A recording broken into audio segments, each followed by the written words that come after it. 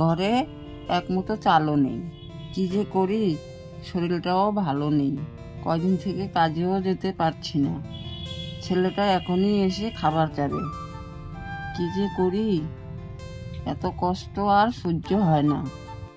মা মা, আমাকে খেতে দাও, আমার ভীষণ খেতে পেয়েছে। দাঁড়া বাবা, ঘরে তো চাল নেই, যাই দেখি ও বাড়ি থেকে কয়টা চাল আনতে পারি কিনা। তুই বরং একটু খেলে আয়, যা যাই ও বাড়ি থেকে দেখি কয়টা চাল ধার করে আনতে পারি কিনা। ওরা তো বড় লোক, ছেলেটা এসে আবার খাবার যাবে। যাই আমি তাড়াতাড়ি ও বাড়ি থেকে কয়টা চাল ধার করে নিয়ে আসি। দিদি, দিদি, ও দিদি, তুমি কয়টা চাল ধার দিবে গো দিদি? আমার ঘরে এক মুঠো চালও নেই, ছেলেটাকে ফুটিয়ে দিতাম, দিবে কয়টা চাল ধার? তুই বরং এক কাজ কর, তোকে চাল ধার নিতে হবে না। আমার মাথায় ভীষণ উকুন হয়েছে, তুই উকুনগুলো বেছে দে দেখি, আমি তোকে এমনিতেই চাল দিব, কেমন? ঠিক আছে, আমি তোমার উকুনগুলো বেছে দিচ্ছি। সব বেচে দিবি কিন্তু, বুঝলি?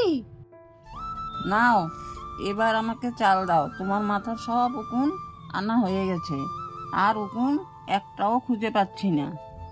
ঠিক আছে ঠিক আছে, এই নে তোর চাল, বুঝলি? আমার মাথার সব উকুন এনেছিস কিনা দেখি। তাড়াতাড়ি যাই, ছেলেটা এসে আবার খেতে যাবে। আমি বরং তাড়াতাড়ি বাড়ি গিয়ে চারটা ভাত ফুটিয়ে দিই, ছেলেটা খেতে পাবে। হাঁড়িটা কোথায়? হাঁড়িতে চাল দিই। ওই পোড়ামুখী, তুই না বলছিস আমার মাথার উকুন সবগুলো এনেছিস? এই তো উকুনে কামড়াচ্ছে। দে দে দে, আমার চাল ফিরিয়ে দে, আমি তোকে চাল টাল দিতে পারবো না, দে। হায় ভগবান, অনেক কষ্টে কটা চাল জোগাড় করেছিলাম, এখন সেটাও নিয়ে গেল।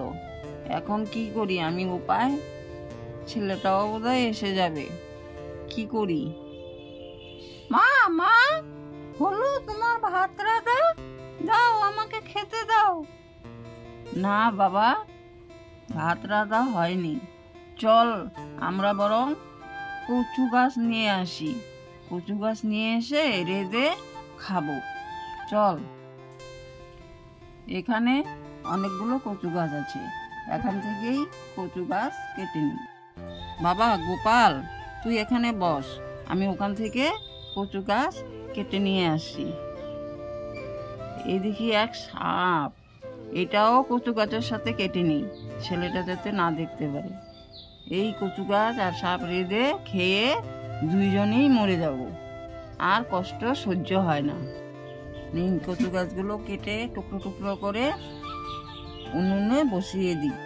এবার একটা ঢাকনা দিয়ে ঢেকে চালটা ধরিয়ে দিই।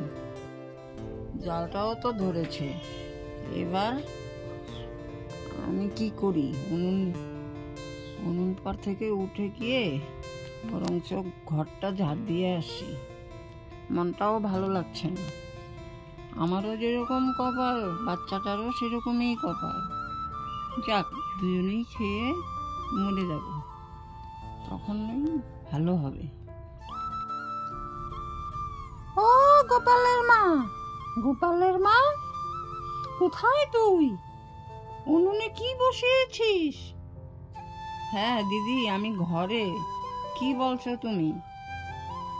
আরে আরে বলছি কি, দেখ এসে তুই উনুনে কি বসিয়েছিস। কচু শাক বসিয়েছি দিদি। কচু শাক? দেখে যা, আয়। তোর কচু শাকের মধ্যে থেকে কি বের হচ্ছে রে? আয় আয় আয়। কই দিদি, দেখি তো কি বের হচ্ছে। এই দেখ না, কচু গাছ ফ্যান থেকে কি এগুলো সোনার মতো পড়ছে। কচু গাছের ফেনাগুলো মাটিতে পড়ছে, আর যেন সোনার মতো কি চকচক করছে। তাই তো দিদি, তাই তো দেখছি। হ্যাঁ বলছি কি, তুই এগুলো তুলে নিয়ে ঘরে রাখ, আর একটা শেকড়ার দোকানে নিয়ে যা, নিয়ে বিক্রি করে আয়। তোরা কতগুলো টাকাও পাবি। যা যা যা। যাই, সোনার টুকরোগুলো নিয়ে যাই শেকড়ার দোকানে, দেখি বিক্রি করতে পারি কিনা। দাদা, দাদা, ও দাদা। কে রে? কে বলছিস? আমি দাদা। তা তুমি এই জিনিসটা দেখো তো, তোমার দোকানে বিক্রি করা যায় কিনা। আরে বাপরে, এ তো দেখি খাঁটি সোনা। কোথায় পেলে তুই? বল দেখি শুনি। হবে, আগে বলো এটা বিক্রি করে টাকা পাওয়া যাবে কিনা। হ্যাঁ হ্যাঁ, অনেক টাকা পাওয়া যাবে। আরও তোর কাছে থাকলে নিয়ে আসিস, আমি তোকে ন্যায্য দামই দিব।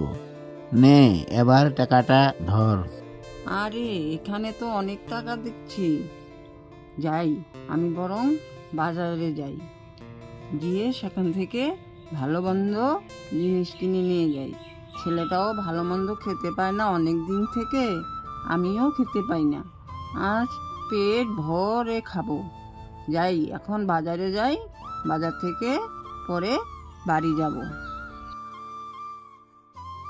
গোপাল, বাবা গোপাল, আয় এখানে বস, তোকে ভাত বেড়ে দিচ্ছি। কই মা, আমার তো খিদে পেয়েছে, দাও না, আমাকে খেতে দাও। হ্যাঁ বাবা, এই যে এখানে বসো, আমি তোমার জন্য সব ভাত তরকারি নিয়ে আসছি, দুজনেই একসাথে বসে খাবো। মা মা, এই তো দেখছি অনেক তরকারি, এগুলো কি কি গো? হ্যাঁ বাবা, আমরা তো ভালো মন্দ অনেক দিন থেকেই খেতে পাই না, তাই ঠাকুর যখন দয়া করেছে, তাই আজকে ভালো মন্দ জিনিস নিয়ে এসেছি।